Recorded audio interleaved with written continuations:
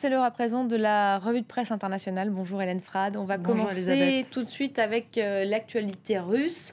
Le Moscow Times qui revient ce matin sur les manifestations anti-Poutine, manifestations de ce week-end. Le journal évoque un mouvement de contestation grandissant en Russie. Les Russes qui défient le froid et la fatigue de cette fin d'année et évoquent surtout la fraude du 4 décembre dernier comme la goutte d'eau qui a fait déborder le vase de leur frustration. Ils réclament la tenue de nouvelles élections, mais leur demande a d'ores et déjà été rejetée par le gouvernement qui a toutefois assoupli les critères de dépôt des candidatures pour la présidentielle de mars prochain.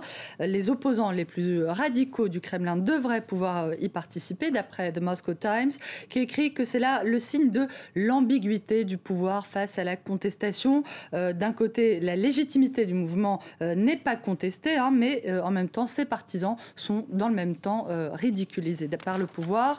Quelle est la nature exactement du mouvement qui est en train d'émerger en Russie? C'est la question posée ce matin par The Atlantic, qui compare les manifestations monstres de ce week-end au printemps arabe et au mouvement Occupy Wall Street. Le site qui écrit aussi qu'il manque toujours pour le mouvement une figure qu'il incarnerait, une icône. Les Russes n'ont pas encore trouvé leur Václav Havel, écrit The Atlantic, un homme qui ait la légitimité pour prendre la parole. Ils n'ont pas encore leur Mandela pour leur dire à quel moment il faut se soulever ou bien attendre. Cette comparaison avec le printemps arabe qu'on retrouve également ce matin à la une du quotidien Libération. Le journal parle lui aussi d'un air de printemps qui souffle désormais sur la Russie. Le journal rend hommage au courage des manifestants, les citoyens russes qui ne veulent plus d'un homme qui croit pouvoir manipuler l'opinion publique en roulant des muscles et en faisant des blagues de soudard, je cite. Ils refusent un régime qui est en réalité une dictature mal déguisé, un régime qui assassine les défenseurs des droits de l'homme comme Anna Politkovskaya et transforme les journalistes courageux comme Mikhail Beketov ou Oleg Kachin en légumes. Fin de citation.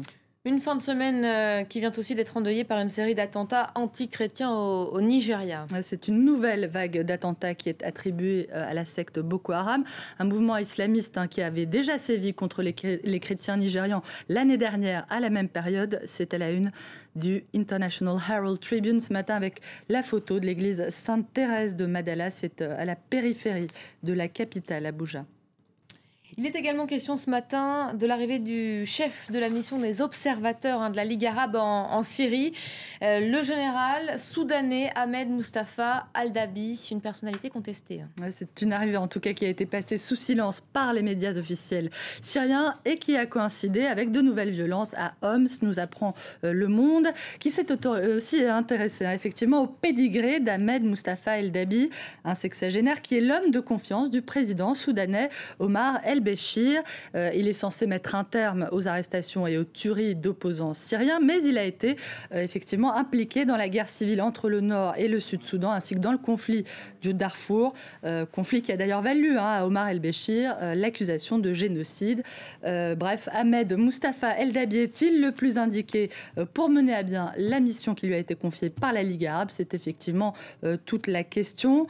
Un choix pour le moins maladroit, écrit Le Monde, et qui vient d'ailleurs renforcer l'opposition syrienne dans l'idée que la mission d'observation de la Ligue arabe ne servira qu'à faire gagner du temps à Damas. On va terminer avec les ennuis de santé du prince Philippe, l'époux de la reine Elisabeth.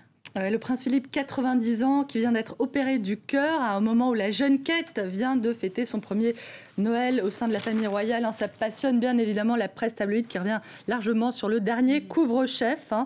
C'est partout ce matin, la une de la presse tabloïde. Donc effectivement, avec les ennuis de santé de l'époux d'Elisabeth, la reine qui a fait face avec son sang-froid habituel, écrit The Daily Express. La reine Elisabeth, oui, qui s'apprête à fêter ses 60 ans de règne. Pas mal. Merci beaucoup Hélène Frade. Belle longévité. C'est la fin de cette revue de presse internationale.